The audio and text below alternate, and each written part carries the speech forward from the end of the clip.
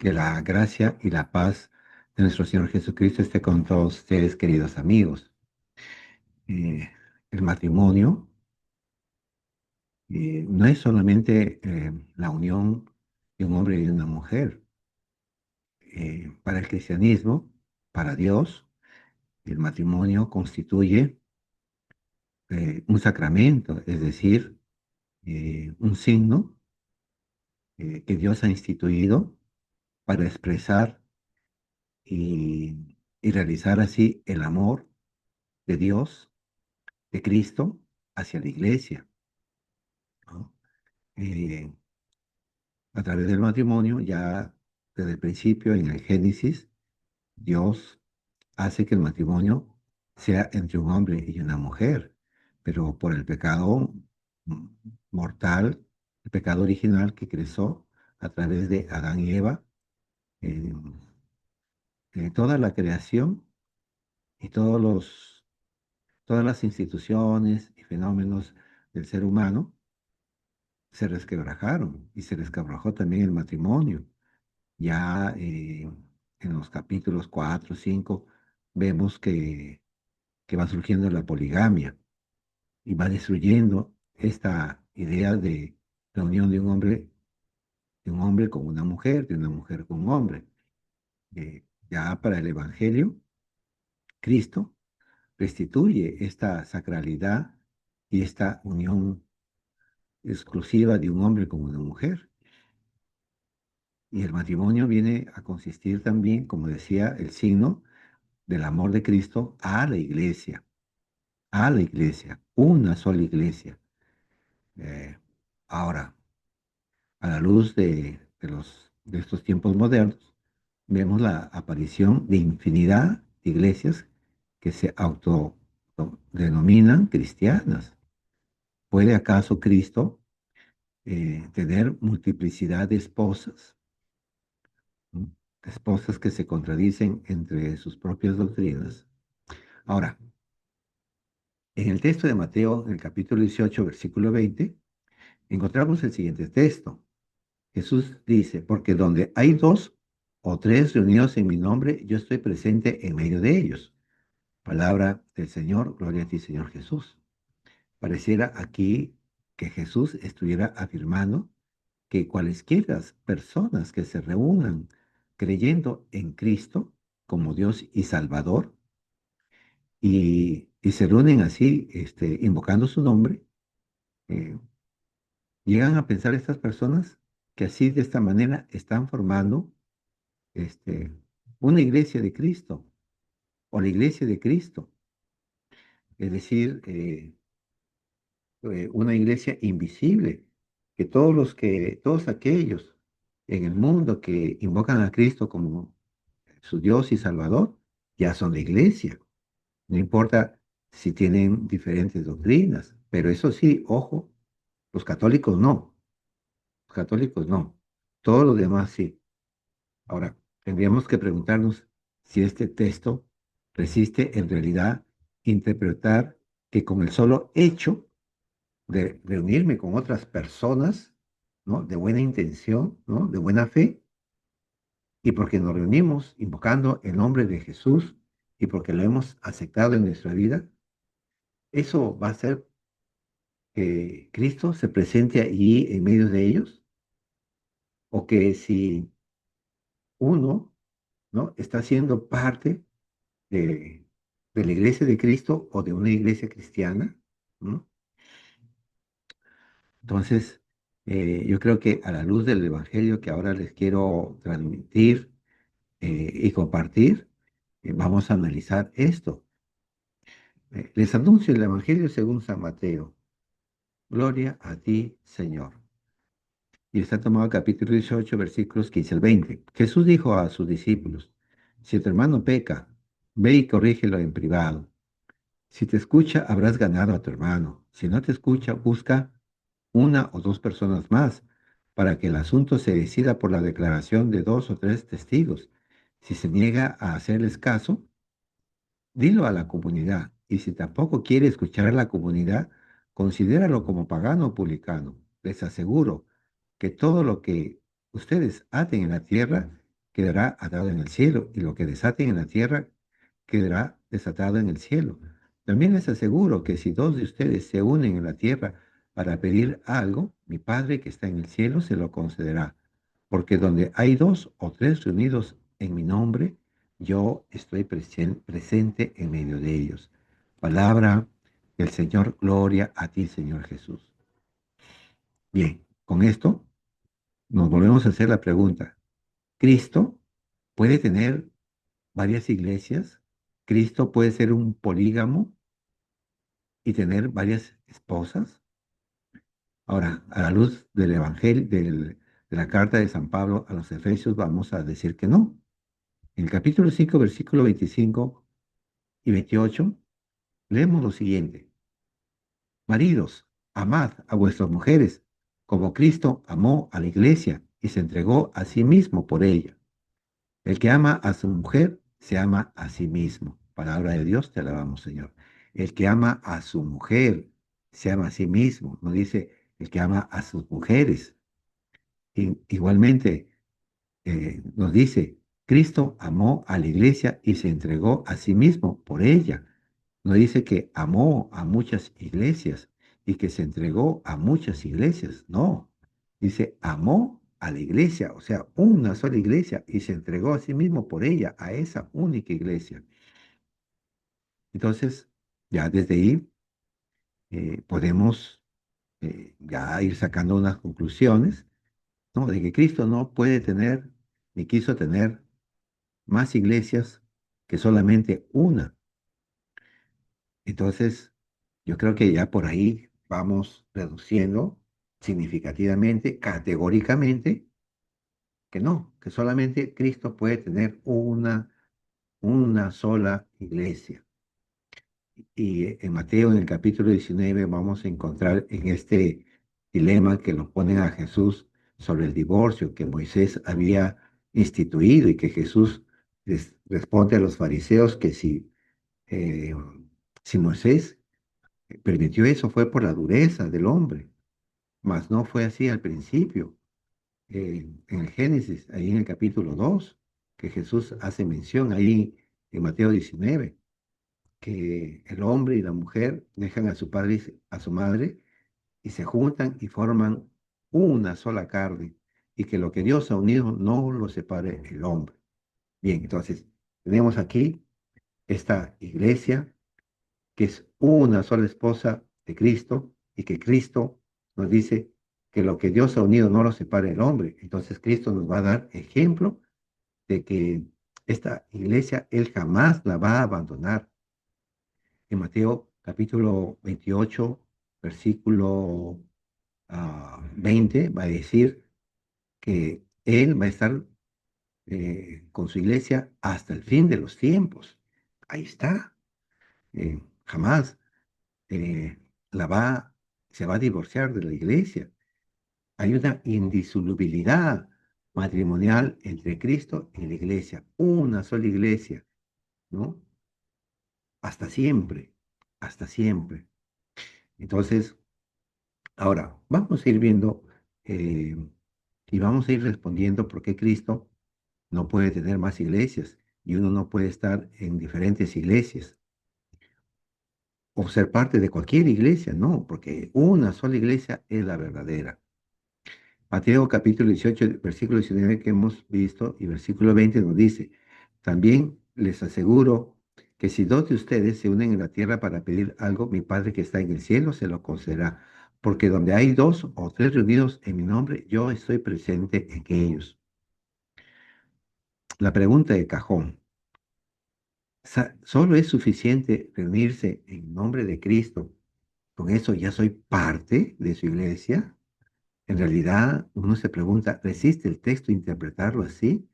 Que yo me reúno en la sala de mi casa, me congrego con otra persona o con dos más y ya ahí estoy haciendo yo la iglesia de Cristo y otras personas que están reunidas en otra ciudad y también se reúnen ahí y se ponen a orar invocando el nombre de Cristo. Todas esas personas, lejos de la iglesia que Cristo fundó, esta iglesia que es perpetua, ¿no? Como Jesús dice, yo estaré con ustedes hasta el fin de los tiempos.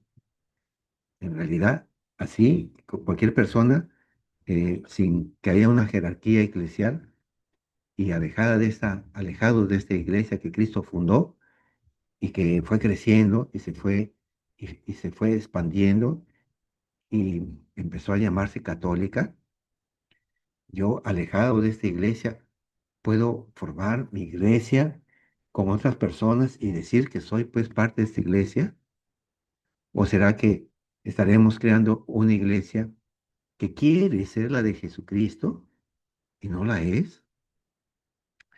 Hay un texto que nos va a dar más luces con respecto a estas preguntas, ¿no? Este, de que si así, por separado, dos o tres personas, forman la iglesia. Miren lo que nos dice Marcos capítulo 9, versículos 38 al 40. Juan le dijo, Maestro, hemos visto a uno que expulsaba demonios en tu nombre y no viene con nosotros y tratamos de impedírselo porque no venía con nosotros. Pero Jesús dijo, no se lo impidáis, pues no hay nadie que obre un milagro invocando mi nombre y que luego sea capaz de hablar mal de mí. Pues el que no está contra nosotros está por nosotros. Palabra del Señor, gloria a ti, Señor Jesús. Aquí tenemos esta situación y que hemos escuchado a muchos de decir, de defender, que uno puede formar su propia iglesia con otras personas porque estamos cogiendo la Biblia y solamente nos circunscribimos a lo que dice la Biblia y nada más que solo la Biblia, que solo la Escritura. Y ya con eso, la Escritura es mi máxima autoridad de fe, de doctrina, y que la Biblia misma contesta todas las preguntas y que ella es inerrante, infalible, dicen algunos. Entonces, yo no necesito una jerarquía. Basta la Biblia, basta que tenga fe en Cristo, basta que lo acepte como mi Dios y Salvador. Y todas aquellas personas que hacen lo mismo, formamos la iglesia. No, no es una iglesia histórica. No interesa a la iglesia la historia de la iglesia. No importa que no haya una sucesión apostólica. Basta dos o tres personas y la Biblia, y con eso ya formo mi iglesia y después con eso saco yo mis propios pastores. Yo mismo me autonombro pastor. ¿Acaso es así? Porque aquí el texto de Marcos, que acabamos de leer el capítulo 9, Jesús estaría diciendo, déjenlos, déjenlos, no lo impidáis, ¿no? Pues no hay nadie que obre un milagro invocando mi nombre y que luego sea capaz de hablar mal de mí. Oh, entonces podría ser que esas otras personas estén hablando en lenguas, ¿no? Y ya, porque hablan lenguas, ahí está Cristo, ahí está el Espíritu Santo. Pero ojo, el texto en el versículo 40 dice, pues el que no está contra vosotros, está por vosotros. Esto es, que no se puede estar en contra de esa única iglesia que Cristo fundó, que están ahí los apóstoles, pero que vemos a otra persona que expulsaba demonios, pero que no era parte de la iglesia. Esa persona no puede estar en contra de la iglesia. Tarde o temprano va a entrar a la iglesia, como lo hizo San Pablo, que perseguía a la iglesia, encarcelaba a los primeros cristianos, pero luego San Pablo se hace, se hace cristiano, se bautiza. Y luego ahí en Hechos capítulo 13, ¿no? Versículo 1 y siguientes, el Espíritu Santo le va a decir a la iglesia ahí en Antioquía, si mal no me equivoco, si no, si no me equivoco, este, va a decir, tomen a Bernabé y a Pablo para la misión a los que los voy a enviar, apóstoles, enviados, apóstoles. Entonces, ahí pues encontramos que, que San Pablo va a formar parte de esta iglesia, ¿no?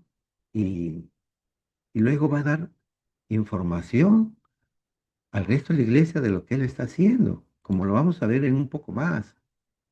Entonces, no es solo reunirse y pedir en el nombre de Jesús, es eso, sí, pero también ajustándose a todo el conjunto inequívoco e inalterable de sus enseñanzas, ¿sí? Inequívoco e inalterable. En Juan 14 y 15 leemos, si me pedís algo en mi nombre, yo lo haré. Si me amáis, guardaréis mis mandamientos, ¿no? Entonces encontramos, sí, ahí está, dice Jesús, el que si piden algo en mi nombre, yo lo haré, pero no solamente dice, este, basta que me acepten y lo hagan todo en mi nombre, no. Juan 14:15 dice, si me amáis, guardaréis mis mandamientos. O sea, no es solamente, como les digo, ya decir, te acepto Jesús y en el nombre de Jesús nos reunimos. Jesús está poniendo condiciones, que guardemos sus mandamientos, o sea, todo el conjunto de las enseñanzas del Evangelio. Entonces, vemos pues que Jesús estableció, sí, eh, eh, una iglesia, pero a esta iglesia le concedió, le dio un solo cuerpo doctrinal, inequívoco, ni contradictorio. Por eso es que encontramos muchas iglesias que se autodenominan cristianas, pero y evangélicas, ¿no? Y algunas también se reconocen protestantes, que pues pero, por ejemplo, enseñan unas que la salvación no se pierde, otras que la salvación sí se pierde, otras que la segunda venida de Cristo va a ser al principio de la tribulación, ¿no? Otras en medio de la tribulación y otras al final de la tribulación y va a arrebatar, o sea, a llevarse a los justos al cielo, ¿no?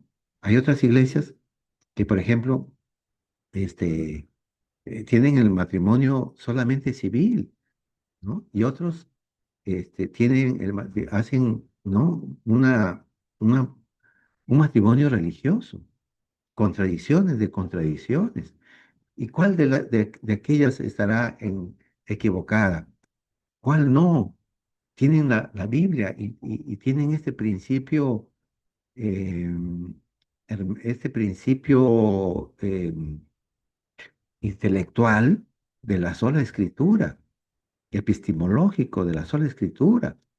Ahora, este, también hay que ver que este cuerpo doctrinal que Cristo dejó es inalterable y universal, inalterable. Y encontramos muchas iglesias cristianas no católicas, que ahí vemos pues que antes, de muchas décadas atrás, este, no toleraban el uso de anticonceptivos y ahora sí los admiten. Ahora hay muchas de estas congregaciones que ya están permitiendo el mal llamado matrimonio igualitario, o sea, el matrimonio entre personas del mismo sexo.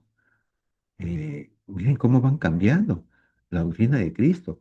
Lo que Dios ha unido, o sea, un hombre y una mujer, que no los separe el hombre. Incluso hasta aceptan el divorcio entre las iglesias evangélicas, las iglesias protestantes.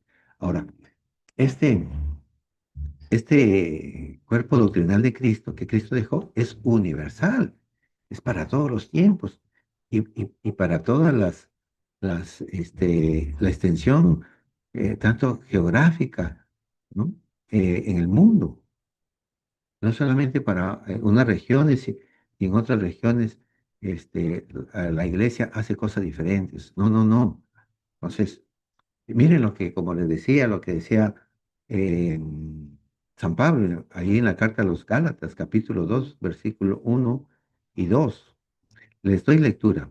Luego, al cabo de 14 años, subí nuevamente a Jerusalén con Bernabé, llevando conmigo también a Tito. Subí, movido por una revelación, y les expuse el evangelio que proclamo entre los gentiles, tomando aparte a los nobles, para saber si corría o había corrido en vano. Palabra de Dios, te alabamos, Señor. Aquí vemos que San Pablo acude a la jerarquía de la iglesia. No hace nada sin la jerarquía de la iglesia. Se ajusta. eh, al conjunto inequívoco, inalterable y universal del mensaje cristiano. No es que hay doctrinas diferentes. No, no, no. Es una sola iglesia. Yo no puedo estar, yo no puedo crear mi propia iglesia. Él viene a la única iglesia. Él no forma una iglesia separada de la iglesia apostólica.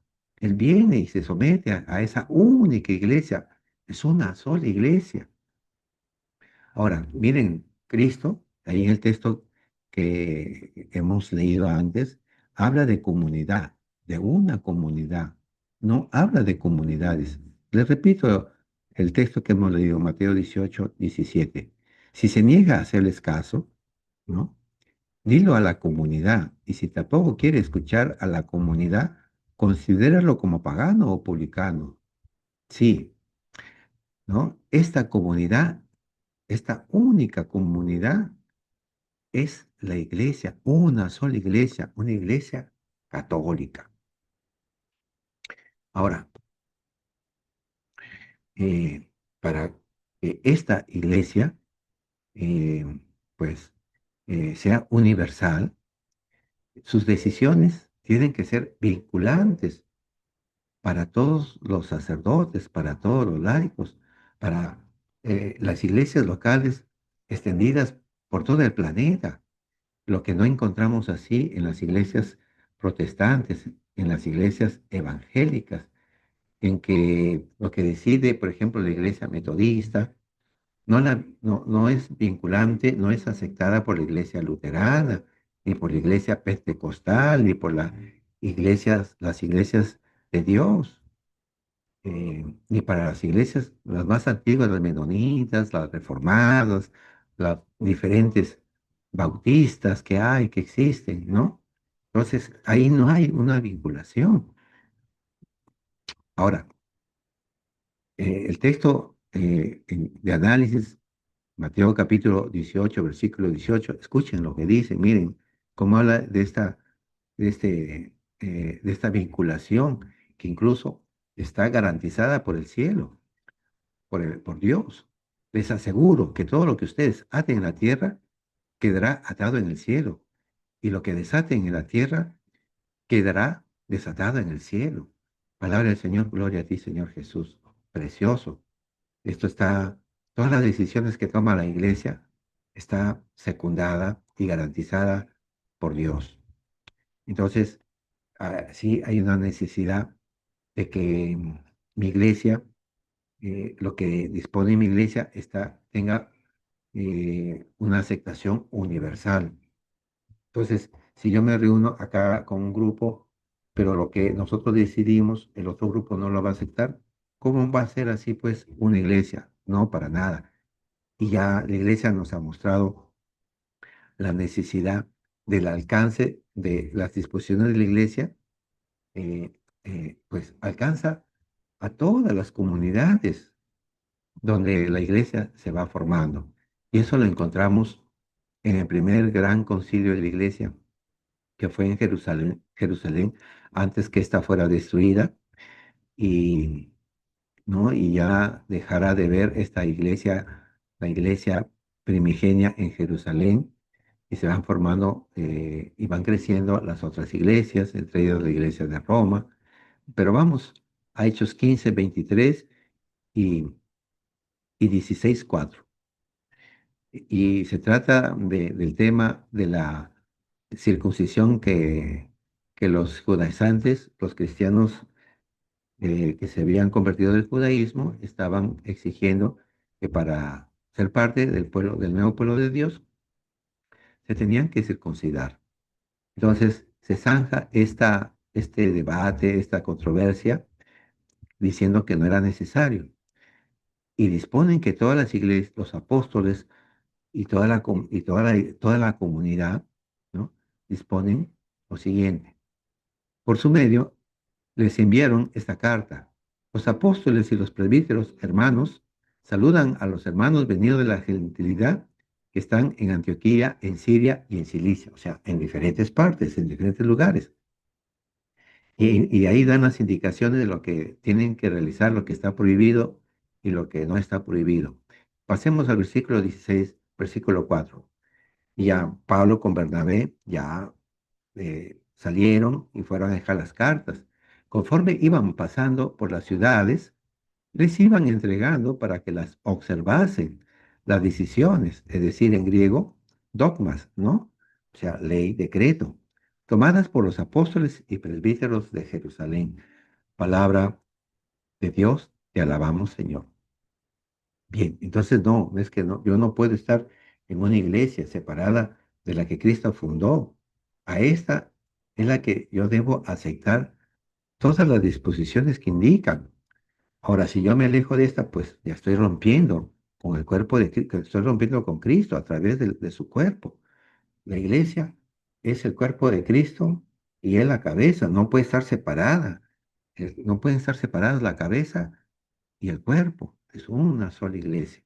Queridos hermanitos, les dejo estas reflexiones para que pensemos bien que no podemos estar en cualquier iglesia. Es una sola iglesia que tiene un solo cuerpo doctrinal, que sus decisiones son vinculantes, que existe una jerarquía, que Cristo no va a abandonar a esta iglesia por más miembros corruptos que hayan, ¿no? O errores de estos miembros. No, no, no, es una sola iglesia hasta el fin de los tiempos. Que el Señor Dios Todopoderoso los bendiga, queridos hermanos.